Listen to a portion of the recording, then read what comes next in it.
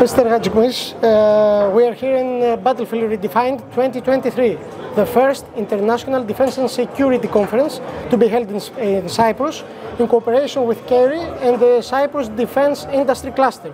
What are your first impressions of the conference? I mean, it's a great honor for me to be here today in this first, like you mentioned, Defense and Security Conference in Cyprus. The European Union, the European Defense Agency and the European Commission, as you have seen, we could not, even support, it's great for us to support this event. The goals of the event are really important. The discussions so far are very interesting, and it seems like we're getting somewhere. I mean, it's really important. Very nice. Taking into account the strategic location of Cyprus, as well as the geostrategic realignments because of the current conflict, which do you think should be the next steps in terms of national security to be taken here in the Republic of Cyprus? For me, when you start an endeavor, you need two important elements: strategic planning and political will. So provided that there is a political will, because you know everything starts from the political level of ambition, then the next element that it's required is strategic planning. And for me, having a comprehensive strategy for defense and security sometimes is combined also with a foreign policy. But I would say that a specific strategy on security and defense, which of course it's in line with the overarching foreign policy of the state, of the government, it's really important to exist. And in this strategy, you of course define what are your priorities, what are the, let's say, the international commitments that you have. Of course, everything starts, and my mistake, of course, it starts by putting everything in the geopolitical context. You need to say, how do you see the role of the armed forces in the future, how it's going to be, and of course, you have to set some sort of a goal when it comes to the budget and the human and the financial resources in general that we are going to allocate in this effort. Do you believe that Cyprus has all the necessary elements to further enhance the local defense industry?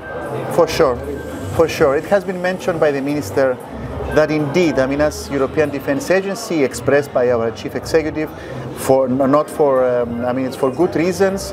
Cyprus has made a great success the last years. It has been doing that with traditional partners like Greece. Recent years, France has been also a traditional partner for us. So I think they have.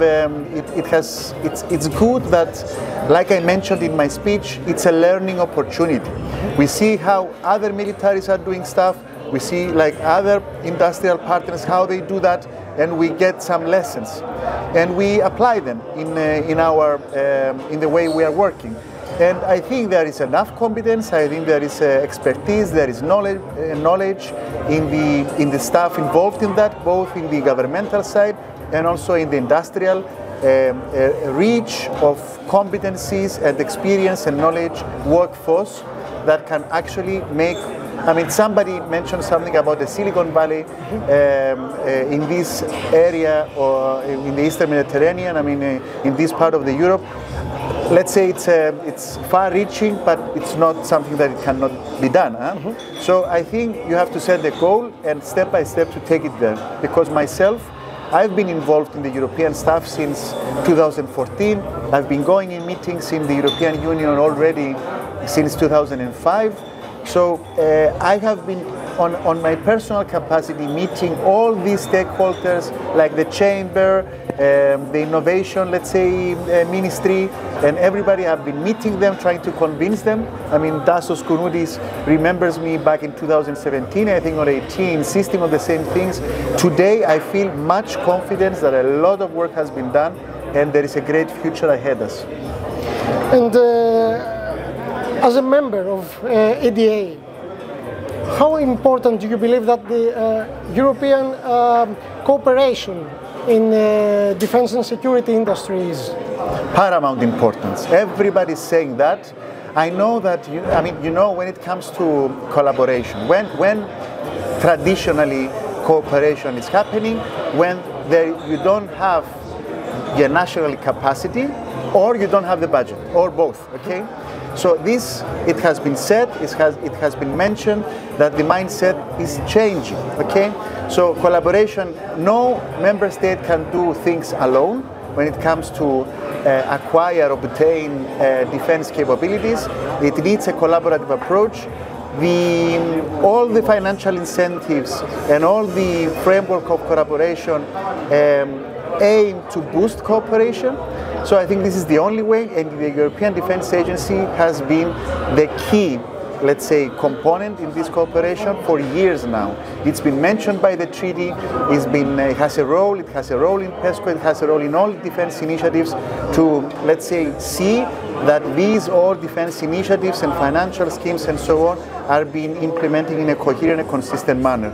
We cannot afford duplication, we cannot afford having lack of efficiency in spending, especially in these times. Mr. Hadjikoumis, thank you very much. Thank you very much for the opportunity. Thank you.